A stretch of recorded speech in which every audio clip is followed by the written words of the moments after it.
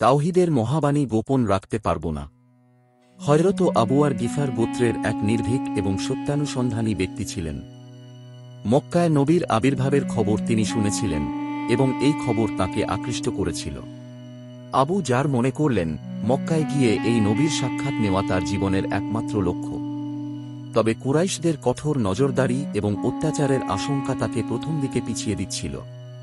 কিন্তু আবু জার কষ্টসহিষ্ণু মনোভাব এবং সত্যের প্রতি গভীর আকাঙ্ক্ষা তাকে সাহস জুগিয়ে মক্কায় যাওয়ার পথ দেখায়।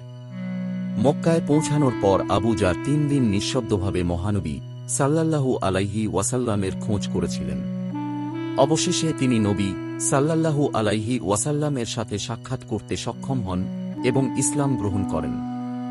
নবী সাল্লাল্লাহু আলাইহি ওয়াসাল্লাম তাকে ইসলাম গোপন রাখার উপদেশ দেন, কারণ তখনও মুসলমানদের পরিস্থিতি ছিল খুবই সংকটাপন্ন। কিন্তু আবু জার শান্ত থাকতে পারলেন না।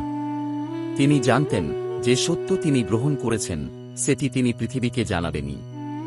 খাবার ও পানীয়ের তৃষ্ণা মিটিয়ে তিনি নবী সাল্লাল্লাহু আলাইহি ওয়াসাল্লামের কাছে আবার চলে এলেন। আবু জার বিনীতভাবে বললেন, তাওহীদের মহাবাণী আমি গোপন রাখতে পারব না। আমি কাফিরদের সামনে গিয়ে তা ঘোষণা করব। নবী সাল্লাল্লাহু আলাইহি ওয়াসাল্লাম প্রথমে কিছুটা সতর্কতা প্রকাশ করলেও আবু জারের দৃঢ়প্রত্যয় দেখে তাকে উৎসাহিত করলেন। এবার আবু জার, যিনি প্রথমে মক্কায় মহানবী সাল্লাল্লাহু আলাইহি ওয়াসাল্লাম এর নাম পর্যন্ত উচ্চারণ করতে সাহস পাননি, তিনি কাবার চত্বরে গিয়ে সমস্ত কুরাইশদের সামনে বজ্রকণ্ঠে ঘোষণা করলেন, আল্লাহ ছাড়া আর কোন ইলাহ নেই, মুহাম্মদ সাল্লাল্লাহু আলাইহি ওয়াসাল্লাম তাঁর রাসূল। কুরাইশরা এটি শুনে ক্ষিপ্ত হয়ে ওঠে এবং চারদিক থেকে আবু জারের উপর আক্রমণ চালায়। তিনি মাটিতে পড়ে যান, রক্তে ভিজে গিয়ে মুমূর্ষু হয়ে পড়েন। কিন্তু ঠিক তখনই হযরত আব্বাস, নবী সাল্লাল্লাহু আলাইহি ওয়াসাল্লামের চাচা, ঘটনাস্থলে উপস্থিত হয়ে কুরাইশদের থামিয়ে দেন।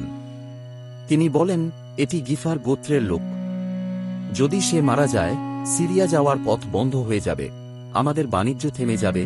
কুরাইশরা কিছুটা শান্ত হয়ে আবু জারকে ছেড়ে দেয়, কিন্তু আবু জার সত্যের পথে চলতে স্থির ছিলেন।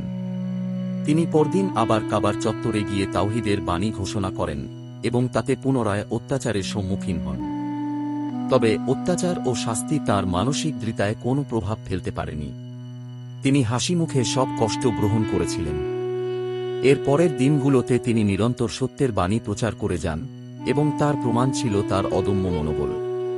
তাওহীদের শক্তি এত অদ্ভুত যে একবার কেউ তার হৃদয়ে এটি গ্রহণ করলে সমস্ত পৃথিবীর অত্যাচার, কষ্ট এবং শত্রুতা তাকে বিচলিত করতে পারে না। হযরত আবু জার ছিলেন ইসলামের এক অবিচলিত পথিক, যিনি তাওহীদ প্রচারে নিজের জীবন উৎসর্গ করেছিলেন। তার জীবন আমাদের জন্য একটি অনুপ্রেরণা যে আমরা সত্যের পথে কোনো বাধা বা বিপত্তি এলেও সেগুলো অতিক্রম করে আল্লাহর সন্তুষ্টি অর্জন করতে পারি।